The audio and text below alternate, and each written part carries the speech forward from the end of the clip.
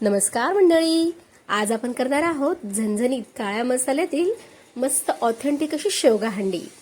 Recipe अतिशय सोप्या पद्धतीने मी तुमच्यासोबत शेअर केलेली आहे, तेव्हा लागलीच रेसिपीला सुरुवात करूया। इथे आता आपण सुरुवातीला मसाला तयार करून घेणार आहोत।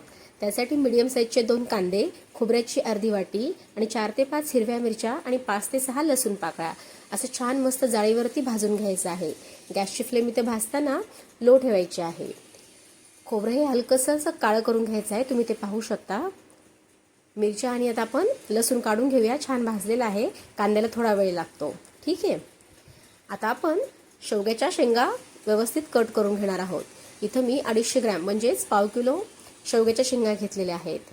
तुम्ही ते पाहू शकता, मी कशा प्रकारे कट करत आहे तशा तुम्ही कट करून घ्या। आता सर्व शेंगा कट करून झालेल्या आहे, याला आता आपण स्वच्छ धुवून घेऊया।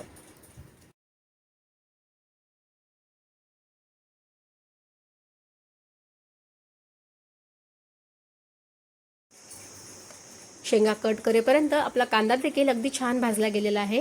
आता आपण गॅस बंद करूया आणि एका प्लेटमध्ये सर्व मसाले थंड करण्यासाठी ठेवून घेऊ। आता आपण शेंगा शिजवून घेणार आहोत। त्यासाठी एका पातेल्यात पाणी घेतलेलं आहे। शेंगा आपण स्वच्छ धुवून घातलेल्या आहेत। 1 चमचा मीठ घालायचं आहे आणि अर्धा चमचा हळदी पावडर व्यवस्थित मिक्स करून घेऊ आणि शेंगा आपल्याला ऑलमोस्ट 80% शिजवून घ्यायच्या आहेत। मसाला आता आपला थंड झालेला आहे, यामध्ये आपण खोबऱ्याचे थोडेसे छोटे छोटे पीस करून घ्यायचे आहे, म्हणजे हा मसाला छान वाटला जातो। सर्व भाजलेला मसाला छोट्या मिक्सरच्या पॉटमध्ये घ्यायचा आहे। यासोबत मी आल्याचा देखील तुकडा घेतलेला आहे। आता छान याच्यामध्ये पाणी घालून आपण शक्य होईल तेवढी अशी फाईन पेस्ट तयार करून घ्यायची आहे।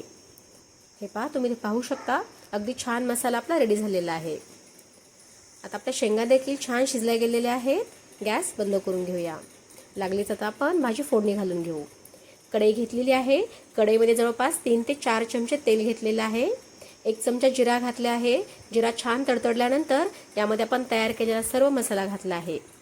यानंतर मी घातलेला आहे यामध्ये 2 चमचा काळा मसाला आणि 1 चमचा घातलेला आहे मी इथे धने पावडर। हा काळा मसाल्यामध्ये मिरची पावडर वगैरे सगळं आहे, खडे मसाले, आपला हा घरी तयार केलेला काळा मसाला आहे, त्यामुळे यामध्ये दुसरे कुठलेही मसाले घालण्याची आवश्यकता नाही। तुम्हाला हवं असेल तर तुमच्या आवडीनुसार तुम्ही कुठलेही मसाले यामध्ये घालू शकता। यानंतर आता आपण घातलेले आहेत उकडलेल्या शेंगा आणि पाणी। या पाण्यासोबतच आपल्याला या मसाल्यामध्ये घालायचं आहे। आपण सुरुवातीला मीठ घातलं होतं, हलकंसं टेस्ट करून मीठ हवं असेल तर घालून घ्यायचं आहे नंतर। आणि आता ही भाजी छान सिम गॅसवरती व्यवस्थित शिजवून घ्यायची आहे। अगदी 5 ते 7 मिनिटांमध्ये भाजी तयार होऊन जाते। आता आपण एकदा चेक करून घेऊया भाजी शिजली की नाही ते। भाजी अगदी परफेक्ट शिजलेली आहे, तुम्ही ते पाहू शकता।